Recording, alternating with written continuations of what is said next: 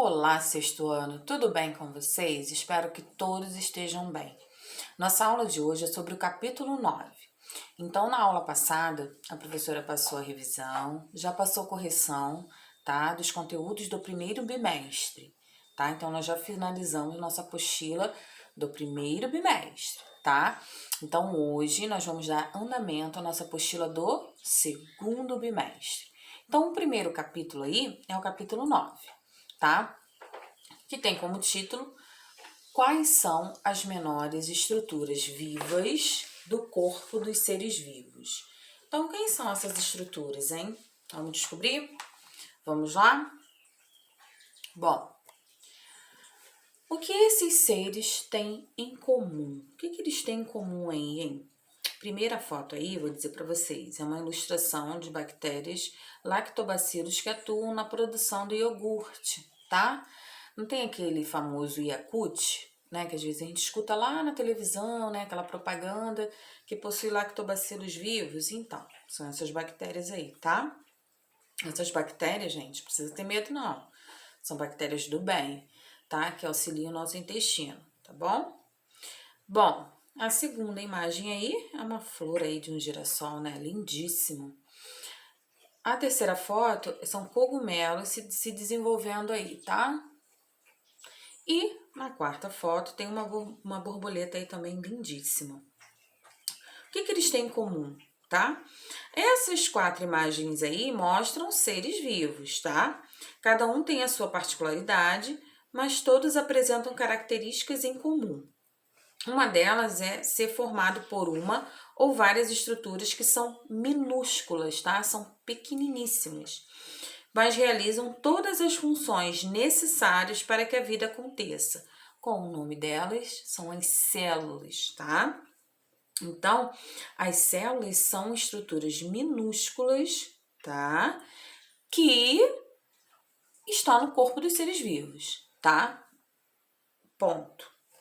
Tá? Cada um aí tem, claro, né? Eles são diferentes, mas todos eles apresentam essas estruturas, que são as células, tá? Como as células foram descobertas? Bom, elas só puderam ser descobertas por causa da invenção do microscópio, que é usado para observar seres e estruturas que são muito pequenas para vermos a olho nu, ou seja, sem nenhum tipo de instrumento. Então, gente, até então não teria como, tá? As pessoas visualizarem células, porque são partículas, são muito pequenas, são minúsculas. Então, através só do microscópio que a gente consegue visualizar. Sem um microscópio, nem adianta, tá?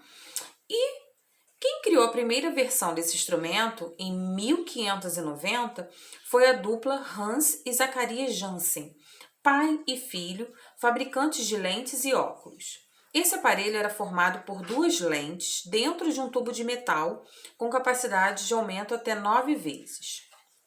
Só que anos depois, o inglês Robert Hooke, em 1665, inseriu mais uma lente nesse microscópio simples, possibilitando ampliar muito mais as imagens, tá?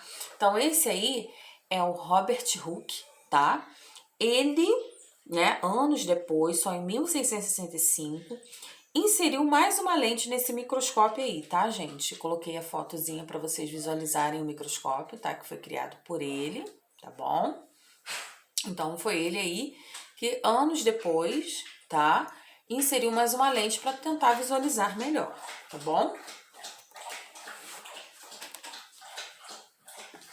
E a próxima imagem aí é desse senhor aí, tá bom? O nome dele é Anthony van Leeuwenhoek, tá? Que ele fez? Ele desenvolveu um microscópio com uma lente que aumentava 300 vezes mais, tá?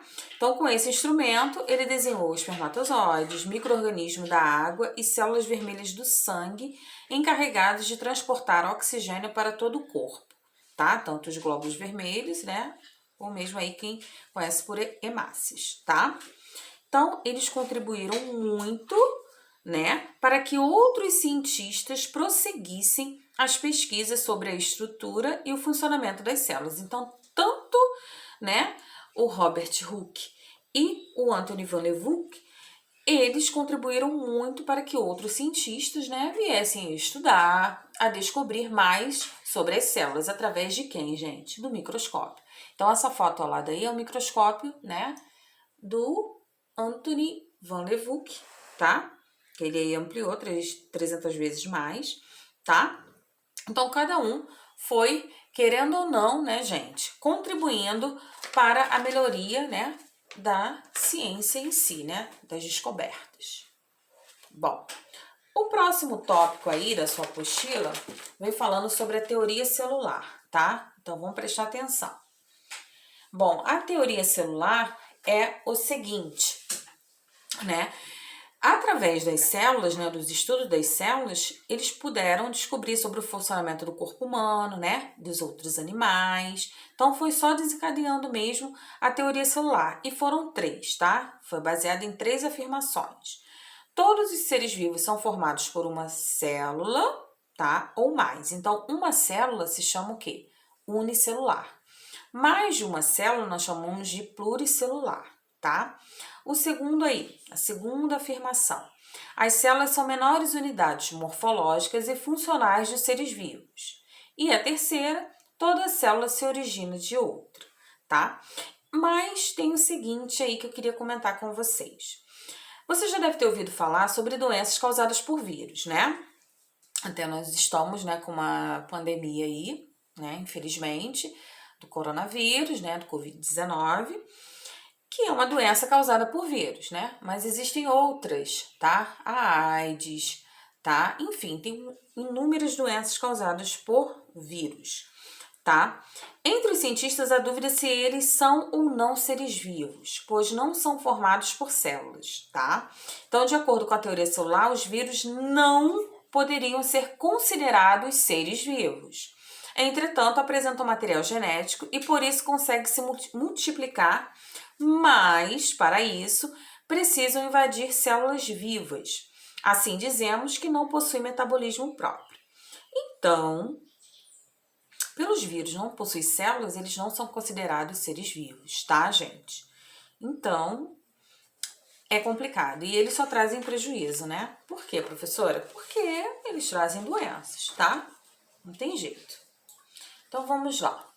O próximo, estruturas das células.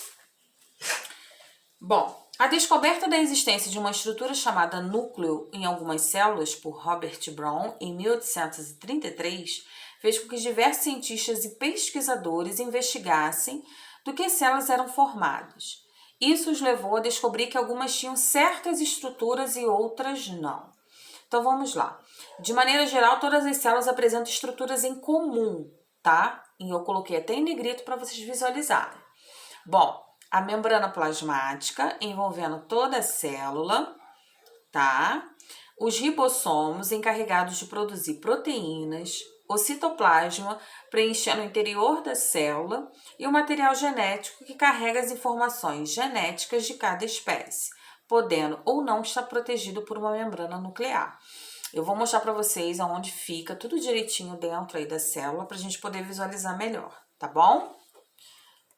Bom, a célula animal, olha aí uma célula animal, gente. Então, aí nós temos a membrana plasmática, tá? Que aí tá escrito membrana celular, mas é a mesma coisa.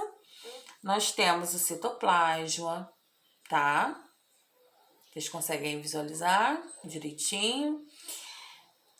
Temos o núcleo, tá? Isso tudo aí faz parte da célula animal, tá? A professora vai frisar bem, porque isso é uma célula animal, porque nós vamos ver também uma célula vegetal, tá bom? Nós vamos ver que a estrutura delas são diferentes, tá? E tem uma coisinha também diferenciando de uma célula animal, tá? Uma estrutura. Nós vamos ver, tá? Olha a célula vegetal, gente. Consegue perceber? Ela não é diferenciada, ela possui, claro, né, algumas estruturas igual a célula animal, tá? Mas ela tem também uma estrutura diferenciada, tá vendo aí? Ela possui membrana plasmática, né? Tem um cloroplasto, tá? Que não existe na célula animal. Vocês estão vendo aí? Então, vamos lá? Os tipos de células eucariontes, animal e vegetal. Então, uma das principais diferenças entre a célula animal e vegetal é a presença da parede celular, tá? Nas células vegetais, um envoltório que dá rigidez, resistência e proteção à célula, tá? E isso não tem mesmo na célula animal, tá bom? Célula eucarionte e procarionte. Então vamos lá.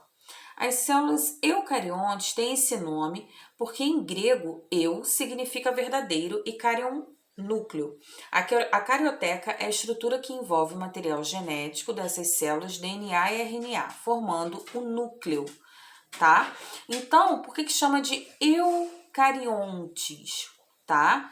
Porque eucariontes elas possuem, né, uma estrutura chamada carioteca. E já nas procariontes, elas não apresentam, tá? Então vamos lá. As células do tipo procarionte têm esse nome porque em grego pró significa antes e carion núcleo. Além disso, apresenta apenas um tipo de organela, o ribossomo, presente no citoesqueleto. Tá bom? Então, como exemplo de células eucariontes, são os protozoários, as algas, os fungos, as plantas e os animais, tá bom? E o exemplo de células procariontes são as bactérias, as cianobactérias e as arqueobactérias, tá bom? Vamos lá. Próximo. Os tipos de células eucariontes animal e vegetal. Então, os protozoários, as algas, os fungos, os vegetais e os animais são formadas por células eucariontes. No entanto, nem todas as estruturas são iguais em todos os eucariontes, tá? Nos humanos, por exemplo, ingerimos alimentos para obter matéria orgânica e energia para a célula realizar suas funções. Já as algas e as plantas produzem sua própria matéria orgânica durante a fotossíntese. Então, durante a fotossíntese, vocês já devem ter visto, a fotossíntese é o processo em que a planta, ela faz o quê? Ela produz o seu próprio alimento, né? No nosso caso, não. A gente precisa o quê? Buscar alimentos, né? Seja no supermercado, na feira, enfim, pra gente poder o quê? Se alimentar, tá bom? Isso aí, por isso que é diferente, tá? Bom, e como eu disse que uma das principais diferenças entre a célula animal e vegetal é a presença da parede celular, tá? Nas células vegetais. Então, nas células vegetais, elas vão se diferenciar da célula animal, por quê? Porque elas possuem uma parede celular, tá? Tipos de células. Eu coloquei aqui novamente só para a gente poder, não tá repetitivo não, é para você poder observar, tá bom? A diferença entre a célula animal e a célula vegetal, tá? Eu e o mundo. Lave suas mãos. Porque eu coloquei isso. Aí na sua apostila vem falando sobre isso, tá? Sobre a importância de lavar as mãos, tá? Por quê? Porque muitas vezes tem gente que não tem o costume de lavar as mãos, né? Várias vezes ao dia, principalmente antes das refeições e ir após ao banheiro. Então, eu coloquei isso aí, gente, porque a gente tem que criar esse hábito. A gente tem visto, né? Passando na televisão, na internet, né, devido ao Covid-19, a importância da gente estar lavando as mãos, né, de estar higienizando. Por quê? Porque tem os micro-organismos causadores de doenças e eles estão aí. E eles são transportados principalmente pelas nossas mãos. Eu não estou nem dizendo que é só pelo Covid-19, não, gente. Várias outras doenças, tá? Que pode, como exemplo, vou dar para vocês a própria conjuntivite, né? Que é aquela irritação que dá nos olhos, fica uma coisa horrível. Se a gente for lavar mãos e tiver esse hábito, a gente com certeza não vai ficar propagando esse tipo de doença, tá? Infecção de garganta, tá? A própria diarreia, a cólera, tá? São doenças que se a gente manter hábitos de higiene, a gente não consegue passar isso adiante, tá? Então, o que a gente tem que fazer? Lavar bem as mãos. Então, eu coloquei aí, ó, do lado como a gente deve lavar as mãos corretamente, tá? Sempre aplicando sabonete, lavando entre os dedos, as unhas, tá? Esfregar bem, até mesmo os punhos, tá? Depois você enxuga e tá tudo certo, tá bom? Fica aí pra você um exemplo de como a gente tem que lavar nossas mãos, tá? E eu vou deixar para vocês tanto essa explicação, vou deixar também o slide, tudo direitinho, tá? Não fiquem preocupados. E vou colocar lá uns videozinhos sobre... Se alguém tiver interesse, não é obrigatório, tá? Presta atenção bem que a professora tá falando, não é obrigatório. Quem quiser fazer, né, fazer um experimento em casa, eu coloquei lá. Como fazer uma célula animal e vegetal. A partir do que, professora? Lá tem um grupo que faz um bolo, que aí consegue do bolo fazer a estrutura da célula, e em cima coloca balas fine, tá? Ou um outro tipo de doce que você tiver em casa, enfim, tem que ser de acordo com cada estrutura da célula, tá? Mitocôndria, membrana, citoplasma, núcleo, enfim, tá? Se você quiser fazer, fica à vontade, tá? Depois me manda uma foto, diz que se gostou, se não gostou, tá bom? Isso aí só para quem quiser fazer, às vezes tá com tempo em casa, quer fazer, tá? Fiquem à vontade, tá? Espero que vocês tenham entendido. Qualquer dúvida, vocês me mandem pela plataforma, tá bom? Um beijo, até o próximo vídeo.